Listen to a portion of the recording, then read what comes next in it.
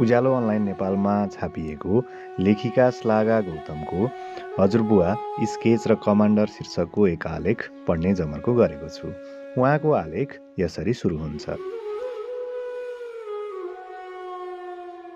महेन्द्र राजमार्ग लमतन्न डोरी झैँ टाँगिएको, त्यहीसँग टाँसिएको सानो बजार मङ्गलबारे। त्यहाँबाट सिधा माथि एक सानो गाउँ जहाँ हरिया खेतका फाँटहरूलाई चिर्दै मेरो घरसम्म पुगिन्छ। मेरो जीवनमा थुप्रै वसन्तहरूमा मैले त्यही गाउँको माटोमा बिताएको छु। हिउँद लाग्दा राजमार्गसम्म धुल्याम्म सडकमा स्कुलको कालो जुत्ताको धुलोले सेताम्मे हुँदै चौकमा पुगेर टकटक्याउँदा जीवनमा पुनः अर्कै बार आए झैँ लाग्दथ्यो। बर्खा लागेपछि बाटोभरि हिलो र खाल्डाखुल्डीलाई छेल्दै राजमार्गसम्म पुग्दा एउटा सानो युद्ध जिते झैँ लाग्थ्यो।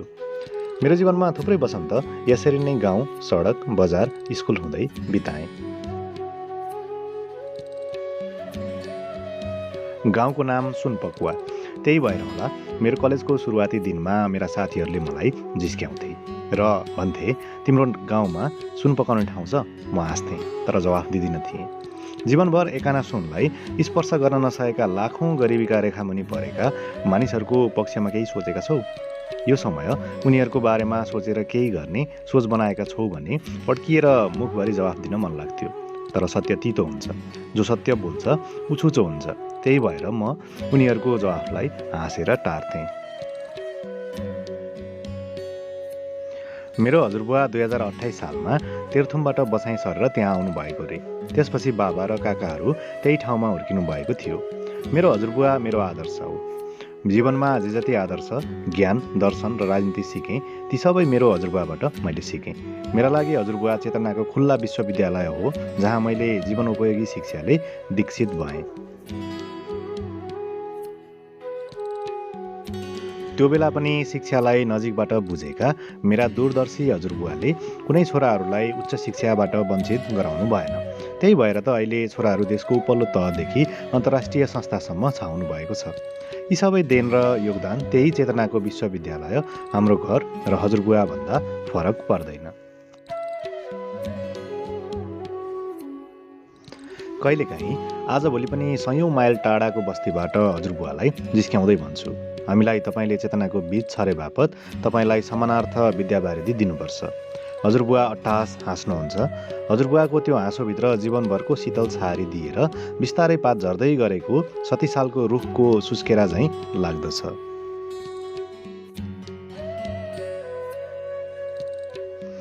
म स्कुले जीवनदेखि नै म रङसँग खेल्थेँ। चित्रमा रङ भर्नु मेरो रुचि थियो। मेरो गाउँमाथि बिहानै सूर्यको लालीले देखिएका अग्ला महाभारतको लम्तन्न सुतेको डाँडालाई क्यानभासमा उतारेर मैले कैयौँ चित्रमा रङ भरेको छु। मेरो गाउँ वरिपरिको खुल्ला परिवेश मेरो लागि खुल्ला चित्रकलाको पाठशाला थियो। म सानैदेखि विश्वचर्चित स्पेनिस चित्रकार पाब्लोको कलाको भोको थिएँ। उनका चित्रकलाले मलाई लट्ठ बनाउँथ्यो। उनको कलामा जादु थियो, जहाँ उनको चित्रले म कल्पनाको ठुलो सागरमा पौडिन्थेँ र आफै धरातलमा झसङ्ग भएर झर्दथेँ।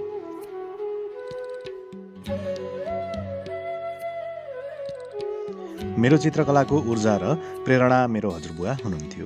एक दिन गाउँमा नजिकै लागेको पुराणमा कसैले भनिदिएछ, त्यो सानी केटीले राम्रो रङ भरेर चित्र कोर्छे। हजुरबुवाले मलाई हातमा पक्रेर पुराणसम्म लग्नुभयो। मानिसहरूले मलाई घेरे र पुराणवाचकको तस्बिर कोर्न लगाए। मैले उनको चित्रमा रङ भरेँ र उनको चित्र हुबहु निकालिदिएँ। मानिसहरू दङ्ग भए र मेरो कलाको प्रशंसा गरे। पुराणको समापनको दिन मलाई निम्तो मात्र दिएनन्, अझै पण्डितजीको जस्ताको तस्तै चित्र कोर्ने प्रतिभा भनेर ड्यासमा नै सम्मान गरे। चित्रले त्यहाँसम्म डोर्याएको मेरो पहिलो प्रेरणा थियो। सौखका लागि चित्र कोर्थेँ। जब म कुची र रङसँग खेल्थेँ तब मेरो मन हर्षले पुकलित हुन्थ्यो। मुलुकमा चलेको सहस्त्र द्वन्द्व र त्यसले निम्त्याएको विषम परिस्थितिहरूलाई मेरो बाल मनस्थितिले पनि बिस्तारै अनुभव गर्दै थिए। मानिसहरू त्रायमान जीवन बाँचिरहेको म एक सानी केटीलाई सम्म थाहा हुन थालिसकेको थियो। बिस्तारै सदरमुकाम हालिन थालियो। द्वन्द्व क्षेत्रका स्कुलहरू बन्द हुन थाले। घरबाट निस्किएर हिँडेको आफन्त घर फर्किन्छ कि फर्किँदैन भन्ने सन्तासले मानिसहरू पिरो लिए। सरकार पक्ष अथवा विद्रोही पक्षबाट हानिएको बुलेट कुन निर्दोषको एकमुठी सास कुन बेला जान्छ र सन्तान टुरा हुन्छन् भन्न कुनै ठुलो कुरा हुन छोडिसकेको थियो। एक अमूल्य मानिसको जीवन भुसुनोभन्दा सस्तो मरण हुन थाल्यो। एकै कोखबाट जन्मिएका 2 सन्तान निर्धारित लादिएको वाद र सिद्धान्तले आफू आफूमा रगतको उत्सव खेल्न पछि नपर्ने काली लाग्दो समय गुज्रदै थियो। त्यो तमाम समस्याहरूबाट मेरो गाउँ अछुतो रहेन। अझ मेरो गाउँ त्यो समयका विद्रोही भनिएकाहरूलाई सेल्टरका लागि सबैभन्दा सुरक्षित मानिएको थियो। सानो गाउँ, त्योभन्दा माथि अनकन्टार जङ्गल र जङ्गल थिचोलिसकेपछि उनीहरूकै आफ्नै इलाका। त्यही भएर पनि होला मेरो गाउँले 10 वर्षे जनयुद्धमा एक शीतल छारीको काम गर्यो, जहाँबाट उनीहरूले आफ्नो अनुकूल योजना बनाएर लागू गरे। भाइटिकाको 2 दिन अघि गाउँ झिलिमिली थियो। सयपत्री र मखमलीका फुलहरू दाजुभाइ र दिदीबहिनीको सम्बन्धलाई प्रगाढ बनाउन आतुर देखिन्थे। साँझको सन्नाटालाई चिर्दै एकुल हाम्रो घरभित्र पस्यो।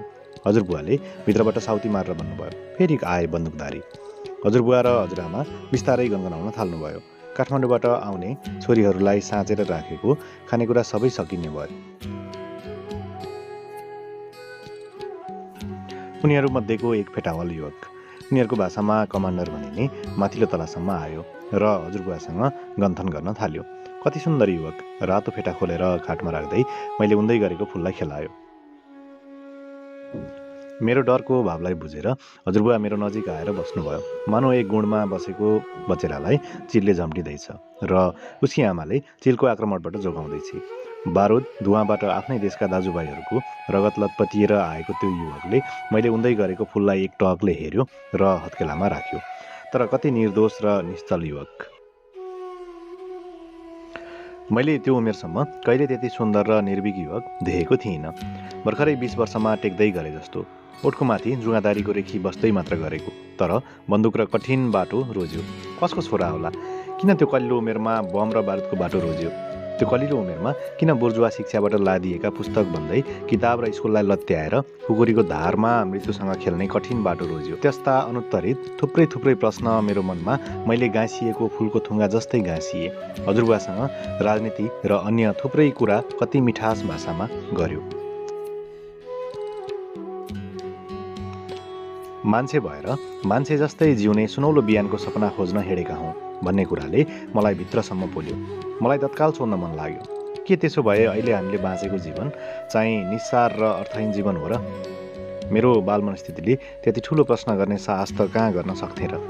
ऊ बन्दुक बोकेर हिँडेको मान्छे, कुनै वाद र सिद्धान्तवादबाट परिचालित मान्छे, अनि उसको आवेगको शिकार एक गोलीले म पुर्लुकै ढल्न के बेर?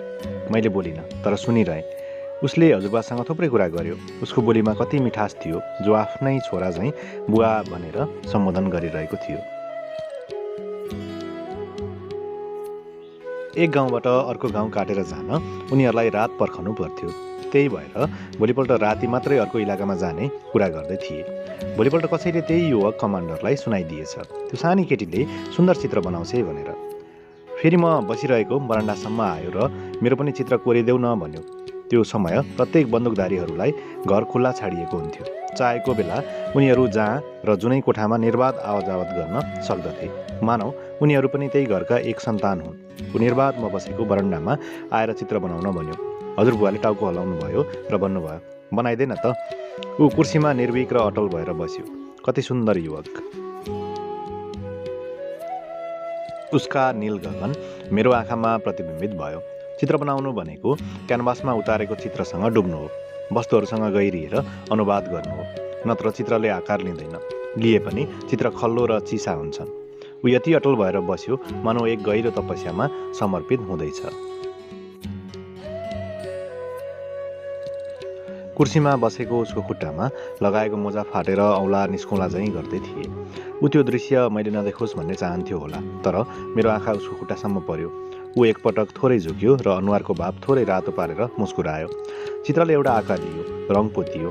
तल बसेका उसका साथीहरूलाई पनि बोलायो र भन्यो, कस्तो म जस्तै ठ्याक्कै। ऊ मुस्कुरायो। रङलाई केही समय सुक्न लाग्छ भनेपछि ऊ सुकाएर राखेको चित्रतिर एक नजरले टोलाएर बस्यो। मानौ एक कैदीलाई रुङ्दै प्रहरी कैदी भाग्छ भनेर निरन्तर आँखा नजिम्क्याई हेरिरहेको छ। गोजीबाट 100 को पुरानो नोट झिक्यो र भन्यो, तिमीले मेरो चित्र कोरे बापतको रकम हो। मलाई चित्रको बदलामा पैसा लिन कति मन थिएन। मैले इन्कार गरेँ र हाँसेर पर्दैन भन्ने जवाफ दिएँ। उसले जिद्दी गर्यो र हजुरबुवाले नि राख्न त भनेपछि मैले उसले दिएको 100 रुपैयाँ लिएँ र किताबको बिचमा राखेँ। किताबको बिचमा उसले दिएको पैसा राख्दै गर्दा यस्तो लाग्यो मैले पाएका सबै पुरस्कार, मेडल र प्रमाणपत्रहरूभन्दा कैयौँ गुणा मूल्यवान त्यो 100 रुपैयाँ हो। साँझ झमक्क पर्न लागेको थियो। भाइटिकाको अघिल्लो दिन भएकोले गाउँ झिलिमिली थियो। उनीहरूको टोली हाम्रो घरलाई छोडेर अर्को इलाका जाने तर्खर गर्दै थिए। सुक्दै गरेको चित्र लिन कमान्डर फेरि बरन्डासम्म आयो। भरिएको झोलाबाट एउटा मोटो किताब झिक्यो र उसको चित्रलाई पुस्तकको बिचमा लगाउन खोज्यो। पुस्तकभन्दा चित्र ठुलो भएकोले फेरि किताबलाई झोलामै हाल्यो र चित्रलाई जतन गरेर बेरेर झोलाको साइड गोजीमा लगायो। आज सम्झिँदा त्यो मोटो किताब चर्चित रसियन लेखक म्याक्सिम गोर्कीको नोबेल पुरस्कार विजेता उपन्यास आमा रहेछ। त्यो समय उनीहरू त्यो पुस्तकलाई एउटा आदर्श ठान्थे र पढ्दथे। साँझको सनाटालाई चिर्दै उनीहरू बाटो लागे। भर्याङबाट झर्ने बेला मलाई ढाप मार्यो र चित्र बनाउन नछोड्नु, तिम्रो चित्रमा जीवन्तता छ भन्ने सान्त्वना दियो र बाटो लाग्यो। तिहारको उज्यालोले चम्किलो भएको गाउँको उज्यालो बाटोलाई मैले बरन्डाबाट नजानिदो चालले उनीहरूलाई देखुन्जेलसम्म हेरिरहेँ। उहिँडेको बाटो हेरिरहँदा यस्तो लाग्यो मानव घरको एक सदस्य अब कहिल्यै नफर्किने गरी टाढा जाँदैछ। ऊ गएपछि नजानिदो पाराले मैले उसको थुप्रै चासो र खोजी गरेँ। स्कुल जाँदा बाटोमा वर्दी लगाएका कुद्दै गरेका बन्दुक बोएका मानिसहरूलाई देख्दा झस्किन्थे र उनीहरू बीच त्यही कमान्डरको उज्यालो अनुहार खोज्थे। तर उनीहरू त्यो समूहमा नभएको र त्यो समय उसलाई भेट्दा जाइ लागेर निमेषभरमै एकमुठी प्राण लिने अर्कै विपक्षी समूहका बन्दुकधारी हुन्थे अनि मन कटक्क खान्थ्यो र चिसो हुन्थ्यो।